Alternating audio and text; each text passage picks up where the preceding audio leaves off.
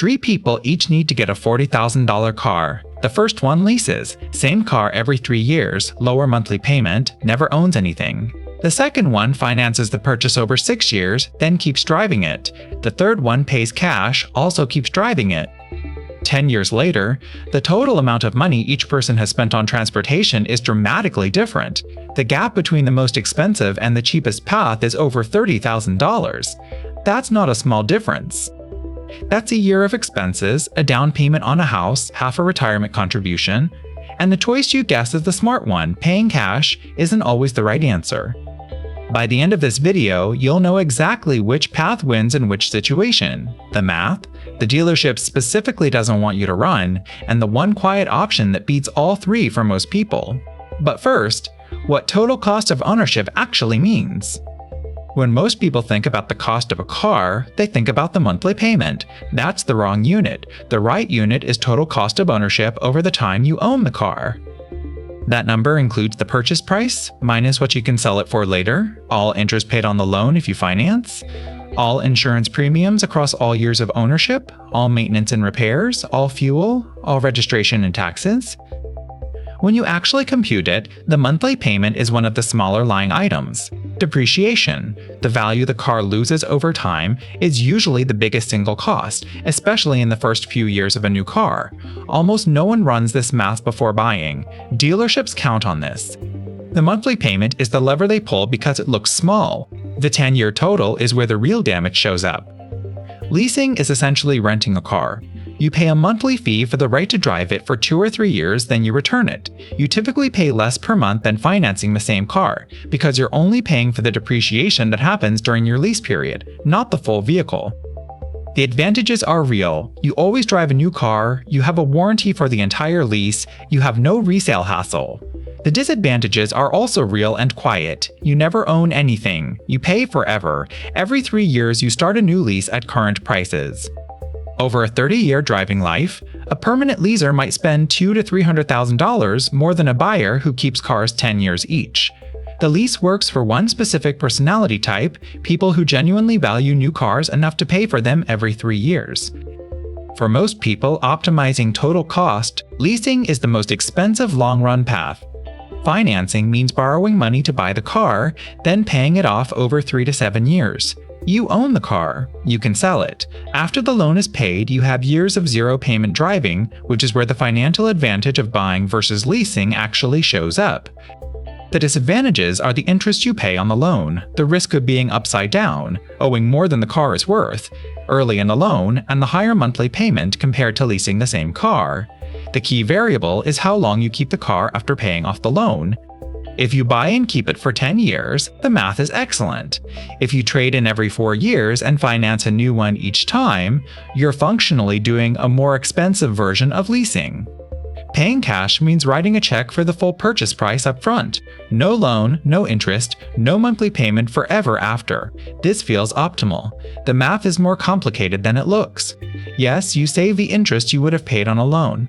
But you also lose the opportunity to invest that same cash in the market, where it might have earned more than the interest rate on the auto loan.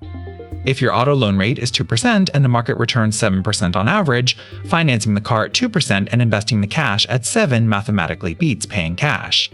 If your auto loan rate is 8% and the market return is uncertain, paying cash wins. The decision flips entirely based on the rate spread. Cash is right sometimes, it's not automatically right. Here's the option none of the 3 people in the cold open chose, but that beats all of them on pure math. Buy a 2 to 4 year old used car in cash or with a short loan. A new car loses about 20% of its value the moment you drive it off the lot, and another 15 to 20% over the next 2 years. By the time a car is 3 years old, it has lost roughly 30 to 40% of its original value, but it still has 80 to 90% of its useful life ahead of it. You buy that exact same car for 60 cents on the dollar. You skip the steepest part of the depreciation curve. Over a 10-year ownership cycle, buying used can save 20 to 30% of the total cost compared to buying the same model new. This is the quiet strategy most personal finance experts follow with their own cars. The depreciation curve on new cars is brutal in a way nobody talks about. The average new car loses about 20% of its value in year 1, another 15% in year 2, another 10 in year 3. By year 5, it's worth roughly 40 to 50% of what you paid. This depreciation is invisible, there's no monthly bill for it, but it's the biggest cost of owning a new car by a wide margin. You're effectively paying $20,000 in year 1 of a $40,000 car for the privilege of being the first owner. Letting someone else absorb that depreciation by buying a 2-year-old version of the same car is the single most leveraged cost-saving move in the car buying decision. The car drives the same, it looks the same, you just paid 60 cents on the dollar. 2 costs people forget. Insurance on a new car is typically higher than on a used one because the replacement value is higher. The difference can be $500 to $1,000 a year on comprehensive coverage. Over 10 years, that's a $5,000 to $10,000 hidden tax on buying new. Maintenance, on the other hand, favors newer cars in the early years. Manufacturer warranties cover most repairs. The crossover happens around year 6 to 8 when the warranty expires and maintenance costs start rising on older cars.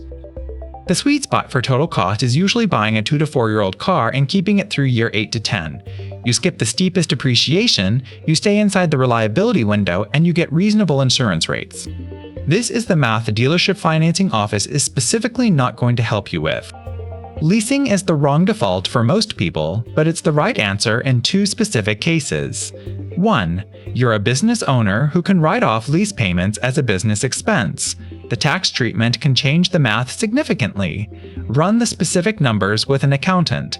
2. You genuinely, deeply value driving a new car every 3 years and you budgeted for it as a discretionary luxury, with full awareness that it's costing you significantly more than buying. If a new car every 3 years brings you real joy and your retirement and investments are on track, leasing is the rational way to buy that joy. The mistake is leasing because the monthly payment looks lower without realizing you're paying that payment forever, never owning anything, and the long-run cost dwarfs every other path. There's a classic guideline called the 24-10 rule for buying a car. Put at least 20% down, finance for no more than 4 years, and spend no more than 10% of your monthly gross income on total transportation costs, including insurance and gas. If you can't hit all 3 of these rules on the car you're considering, it means you're stretching past your actual budget, even if the monthly payment technically fits. Most people get into car trouble by violating 2 or 3 of these at once. Small down payment, long loan, expensive relative to their income. The rule isn't perfect for every situation, but as a sanity check before signing anything, it filters out the biggest mistakes. Run the numbers against it before you sign. Here's a quiet truth that changes the math. Different brands age differently. Toyota and Honda dominate long-run reliability data. Many of their vehicles routinely run 250,000 to 300,000 miles with reasonable maintenance. Some European luxury brands routinely have major repairs in the 8 to 10-year window that can total $10,000 to $15,000 over a couple years of ownership. When you compute total cost of ownership, the reliable brands win by significant margins because you keep them longer and you pay less in catastrophic repair bills. Paying slightly more upfront for a famously reliable brand is often cheaper than saving on the sticker price of a less reliable one. Boring usually wins. Here's the claim framework. If your priority is minimizing lifetime transportation cost, buy a 2 to 4-year-old reliable brand in cash or with a short low-rate loan and keep it for 8 to 10 years.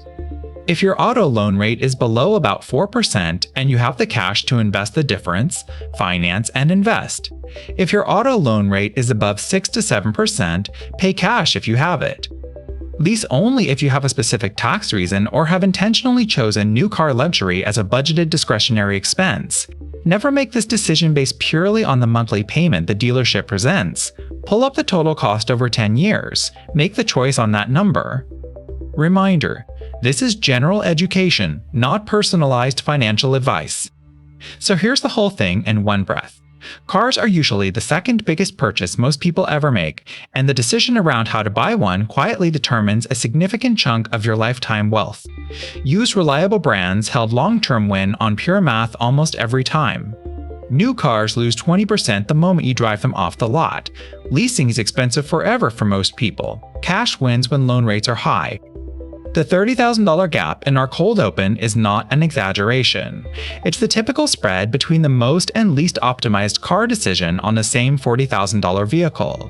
Pick the path that fits your specific math and your specific life. Drive it for a decade. Then do it again. If this helped, subscribe. Thank you for watching and see you in the next video.